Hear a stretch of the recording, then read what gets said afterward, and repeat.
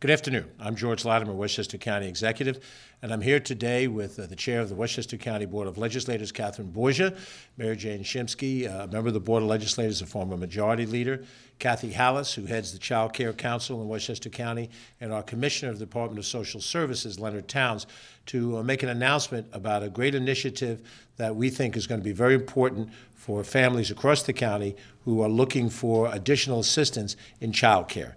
And this was a collaborative effort between the Board of Legislators and the executive branch, and we want to thank the administration within the Social Services Department, and then also the work done by Ken Jenkins, my Deputy County Executive, our Director of Operations, Joan McDonald, Deputy Director Emily Saltzman.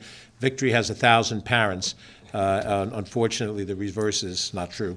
But we're here today to announce an initiative that was made possible by the additional money that was placed in the Westchester County budget that was adopted back in December. The administration added slightly over $5 million to that budget for child care above last year's $28 million, and the Board of Legislators added additional money on top of that. It all worked out in a budget that cut your property taxes, but at the end of the day, it's allowed us to announce a very important program, Westchester Works Scholarship. And this is for resident families who have not previously qualified for child care financial assistance. The access to affordable affordable child care is essential in this society. You cannot have the adults in a family, whether it's a single or two-family headed household, productively employed and bringing in the revenue necessary to run the household unless they're assured that their children who require child care have that adequate child care and is affordable. So this is not merely a matter of what is good social policy, it is also good economic policy to have as fully productive a workforce as is possible. That's why the county government has partnered with the Child Care Council of Westchester to create this program, and it's a scholarship program for resident families for financial assistance. There is no stigma attached in getting this assistance. Access to quality child care is a clear correlation as well to the child's success. And that's what we're striving for as well, the success of the individual child in the years to come, the adult that they will become in that future. The budget actual numbers includes $38.9 million set aside in this budget for child care subsidies. That is an increase in the aggregate of $10.2 million, I mentioned from both sources of decision-making, over last year's $28.7 million. Now, a family of two was previously ineligible for the scholarship resources if the household income was $34,841. It's a very low number. That same family can have a gross income of up to $60,674 and qualify for the Westchester Works Child Scholarship. And that's important because it grows the number of people that can benefit from this and therefore allow that larger number of people to be back in the workforce fully confident that they have proper child care for their children. A family of three can earn up to $74,950, a family of four, $89,226. Those dollar thresholds are significantly above what they were previously, and they're essential in order for us to try to broaden the reach of those individuals. Kathy Halas, who serves as executive director of the Child Care Council of Westchester County, has been not just a strong advocate for child care, but a person who helps implement programs, publicizing the different services that are out there offered through different organizations, and has really taken to heart what is not just a job, but a mission. And so partnering with her and her organization is essential for the creation of this program, and I want to ask Kathy Halas to share a few of her thoughts as we move forward in this direction. Kathy. It's a pleasure to be here, and thank you, County Executive, for those kind words, and to members of the legislature and our good partners at DSS. We thank you all. We've known for a while that child care is often the biggest bill for a family.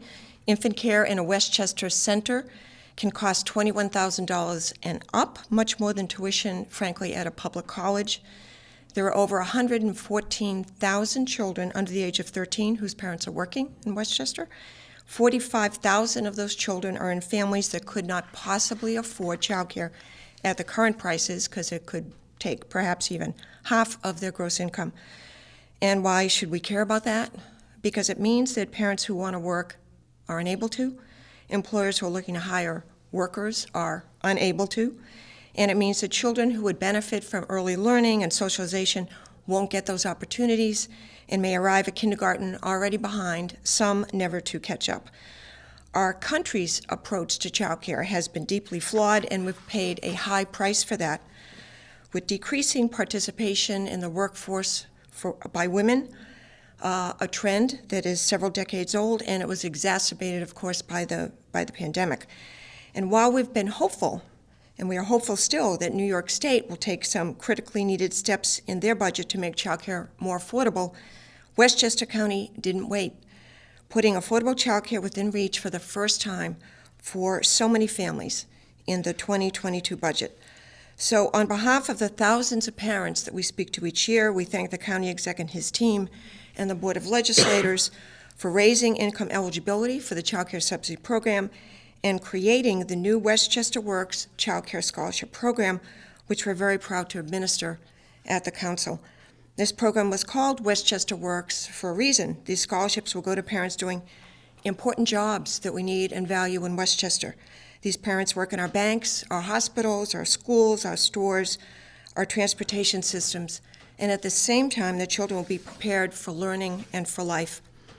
I think the county's historic, and let me emphasize, historic investment in childcare says to young parents, you're important to us, and we're going to help you take good care of what's most precious, your children.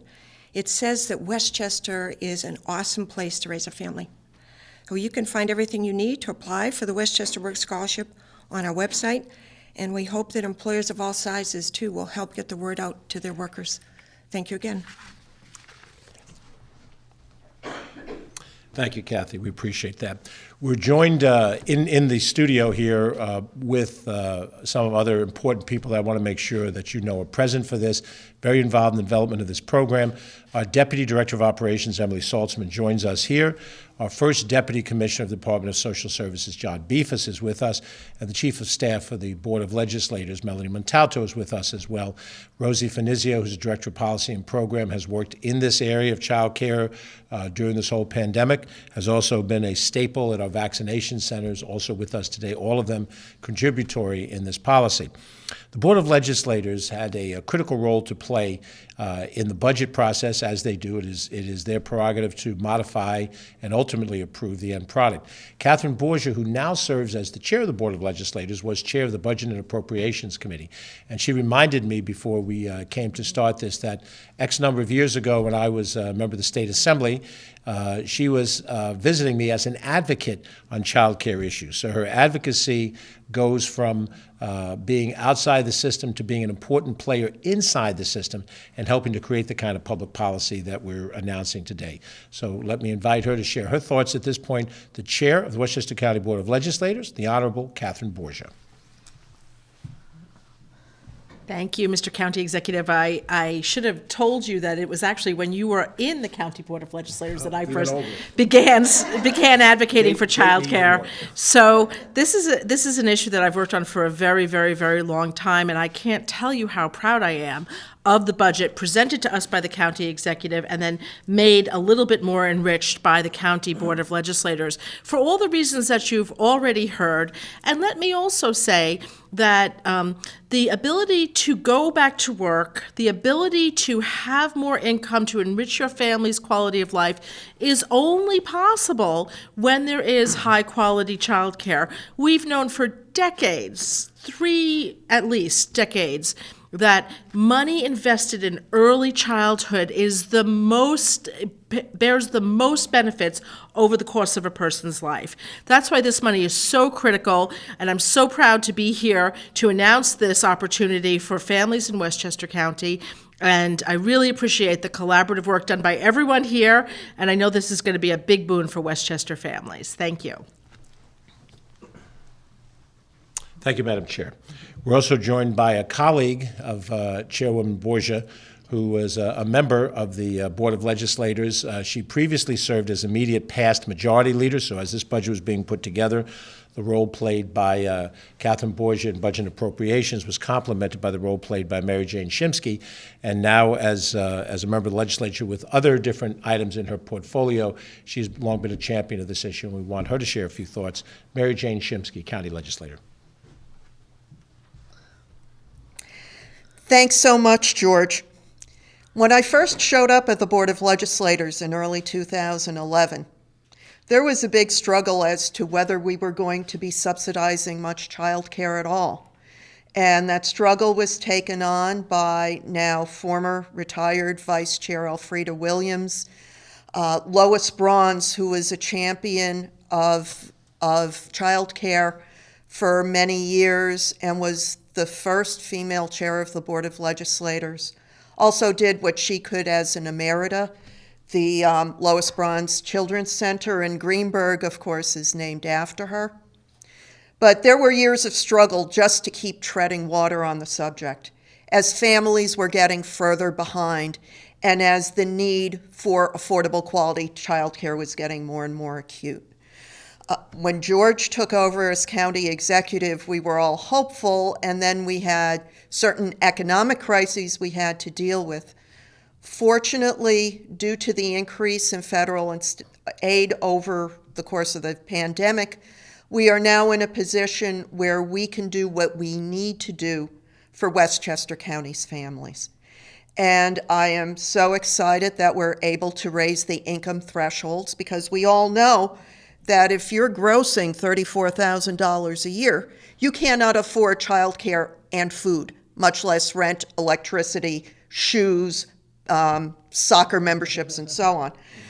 So I am so glad that both branches of government were able to work collaboratively and come up with a program which will mean so much to so many of our families. I urge everyone who is listening who thinks they might qualify or knows someone who they think might qualify to reach out to us. I am sure that the executive branch, as well as the County Board of Legislators, will be putting out information so members of the public can understand what is involved, what the income thresholds are, and so on. I want to thank, again, George. I want to thank Catherine. I want to thank the Child Care Council.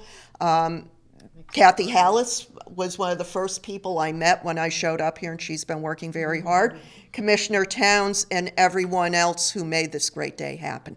Thank you.